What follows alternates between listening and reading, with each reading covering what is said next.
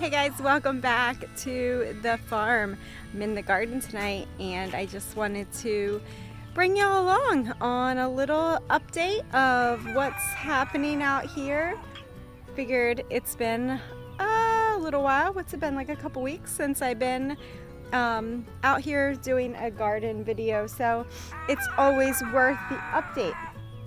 And we are halfway through June, so it is a good time for me to just give you an assessment of what I'm thinking, plus just for my own documentation. I'm just thinking of just doing a little ramble here and letting y'all know the good, the bad, and the ugly of the container garden and that container garden, and then the good and the bad and the ugly of the back garden. So first, let's start with the container garden because that's where we're at right now. So I can tell you that my assessment thus far is this. Tomatoes, we have had way more success this year having them in the containers. We've gotten way more tomatoes this year than we did last year, and you can go back and watch our video from last year and see how we did our tomatoes. We had them in the ground doing a back to Eden method with them with mulch, and we had them growing up cattle panel. They produced hardly 0 tomatoes for me. Like, we got a few. I got maybe 1 bag of tomatoes, like nothing, hardly at all. So this year, way better on the tomatoes. But here's my assessment. Will I be doing tomatoes in grow bags, in containers, in water containers again? No, I do not think I'm going to do that. What I think I'm going to do going into this fall garden, when we do tomatoes for this fall, is that I am going to be emptying out these grow bags. I'm going to be putting all of this dirt straight into the container and growing straight in the container. Why, you ask, or am I doing that? It's because I don't think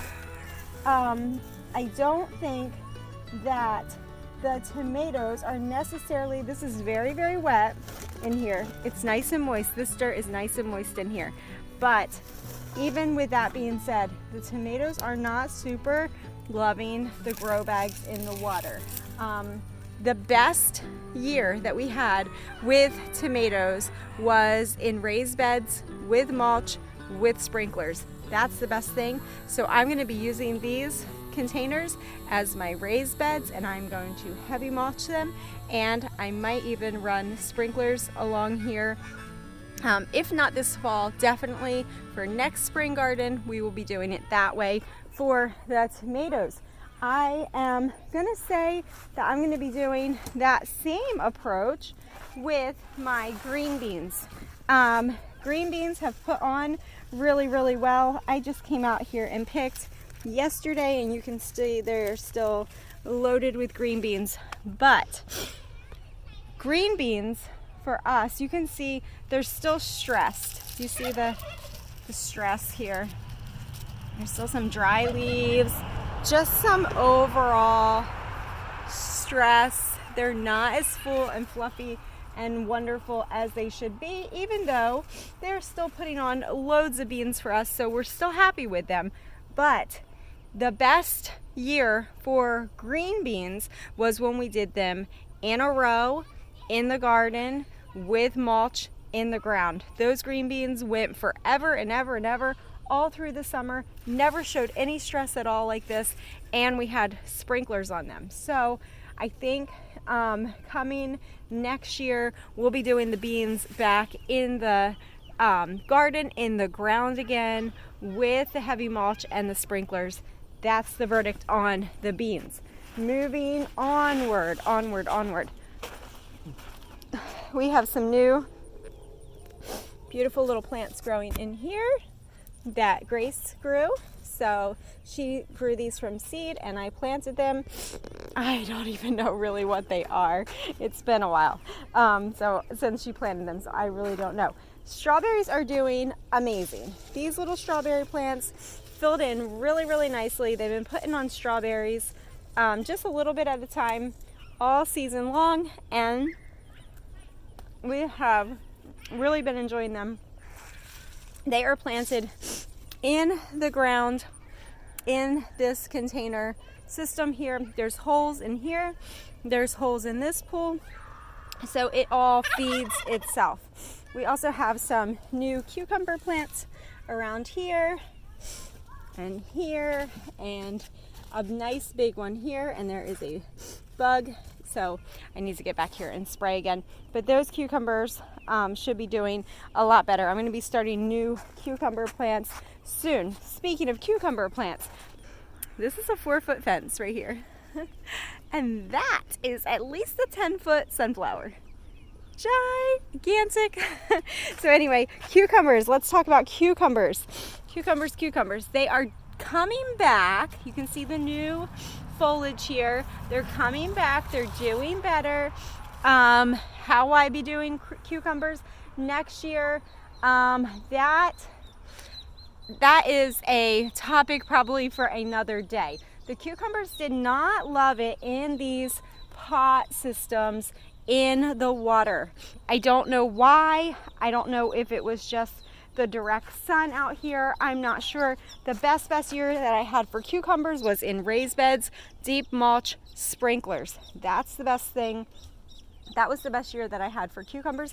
Last year we got no cucumbers, none at all. We had crazy squash bugs. They destroyed all my cucumber plants. I didn't get any. This year we've gotten more cucumbers, quite a bit more cucumbers, but it was not our most successful year. This was not the most successful system for growing cucumbers. I think it would be much improved if we just had the dirt inside the pools and we had heavy mulch and sprinklers. I think that would be a tremendous improvement. Moving over to corn. So y'all, we do have corn growing. We actually have little corn. I'm going to show you. Here's one right here coming on. So we are really, really excited about the corn. And we are going to be comparing moving forward. You see, I'm filling up this pool with water. We are going to be comparing moving forward the corn in the pools compared to the corn that's in the field. So that's going to be a good experiment. I'm really interested to see how that goes, and that will determine a lot for next year for how we grow corn. And I'm going to take you around and show you our corn that's growing in the field. One thing is that I did notice that in the spring these pools absolutely need holes to drain, because if not they get too wet, too full of water. However, in the summer in Texas, here, Texas summer, these holes are actually working against me at this point, meaning I have to come out here and fill up these pools every single day because every single day they dry out. Because we are having normal Texas weather, 100-degree weather, summer temperatures. So I have a plan. I have some heavy-duty duct tape. I'm going to tape up these holes. I'm just going to take the duct tape, go right around the pool, tape up the holes, and see if that really helps me. I'm thinking that will really help me with the work that's involved in filling up these pools every day. Moving over here. Moving on to potatoes. Guys, epic potato fail. Epic potato fail. You see these potatoes? They grew up, they grew beautiful, they flowered, they died back. I harvested them, and I'm telling you, little to no potatoes. Hardly none at all. Little tiny ones. We did get some potatoes. There's potatoes in here, but they are so little to speak of. So the potatoes will not be going in these containers again either. The potatoes will be going in the ground moving forward when we replant potatoes for our next harvest. So we're learning some things here. We are learning some things. I love the containers. I love the container system. I love that there's no weeds that I'm walking in right now. I absolutely love the lack of weeding, the lack of maintenance. I love that this fabric covers the ground. I can come out here. I can absolutely enjoy my garden space, even barefoot if I want to. And it's just a lovely, lovely space. I'm gonna keep the container system, but like I said, I think I'm going to go ahead and filling up these pools with the dirt that's in the pots, adding to it, composting in place, and trying to do, if I need to, add sprinklers to the pools to water them, treating them more like a raised bed system. So that's my plan moving forward. I'm going to take you back to the field garden now. Okay guys, here we are in the back part of the garden. This is what I'm calling the field garden. Here are sweet potatoes, a big sweet potato patch. Here's some more sweet potatoes that are filling in nicely. These are our white and orange sweet potatoes over here. They're coming back in, filling in super, super nicely as well. And then in this back section, let me just show you what we got going on back here. I planted some more sweet potatoes. So there is a row of sweet potatoes that are going to kind of fill in here. And then there's 3 rows of corn. 1, 2, 3. And around each corn stalk is several corn stalks around the center. The center can have 1, 2, or 3 stalks, and then there's a few more planted around it. So I've been working on planting all of them over the last couple weeks, and they are all coming up really, really nicely. So I'm really excited with that. There's more sweet potato madness back there, and all the way back is all sweet potato madness. Over here on this side are more sweet potatoes that I planted all down here, and then up against this back cattle panel fence line. I don't know what will come up because it is later in the summer, but these are all the gigantic white Greek beans that I planted back here. So I'm pretty excited. If my plan works out, these will be green beans filling up that fence line. But I did learn that most recently, that these green beans don't really like the extreme heat of Texas in the summertime. So I think moving forward, I will be planting those green beans in the spring or fall for our fall garden. So everything is planted back here. I've just been coming back and just kind of weeding and trying to water every day just because of the extreme heat that is Texas summer. And everything is doing really, really well. This last little section back here, I just have to finish up just planting a few more corn seeds around each one of these plants, and then this little back section will be done as well. So it's not very much right now. It's just going through, pulling out these little pieces of grass as they come up, trying to keep it managed as well as possible. Hello, Frederico. Hello. Hello, handsome boy. How are you doing, Frederico? How are you doing, buddy? That's parts of our future greenhouse there. Okay, in other news,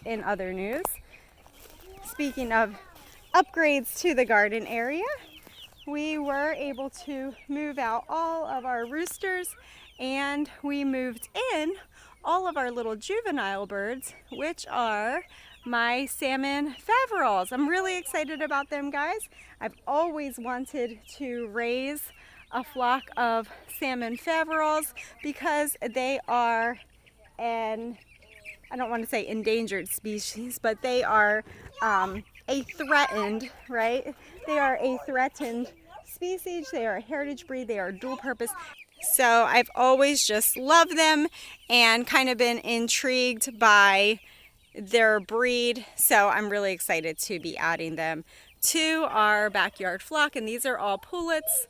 So really, really sweet. There's just a couple, there's 4 backyard mixed birds that are from my colored egg birds that we hatched out earlier this year. So they are back here as well as our little silky girl, Nutmeg. I named her Nutmeg. I don't know if you can see her or not, but she is absolutely adorable. She's right over there.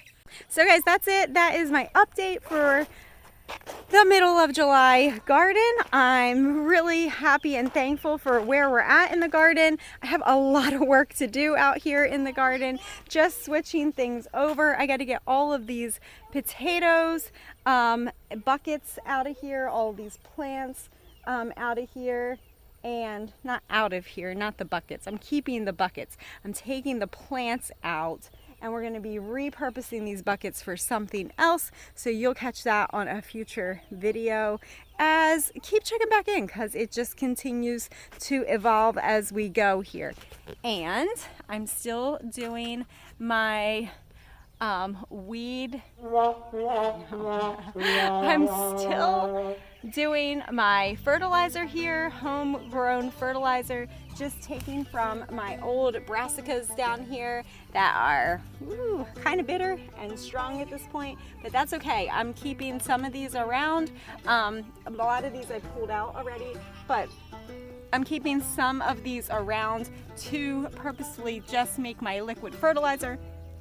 So I'm going to be adding that to my corn, just taking a little scoop of that and adding that in to all of my new baby corn plants over there. So I'll be doing that. And I think tonight you're going to see me. I'm going to go silent here, go dark for a few minutes. I'm going to be working on pulling apart some of these cucumber buckets and kind of reorganizing some of that. So without further ado, I'm going to get to that. Thank you so much for joining us. Thank you for being so supportive and joining us along this crazy homesteading journey. I hope you have a wonderful day with your family, and we will see you next time right back here on the farm. Bye guys.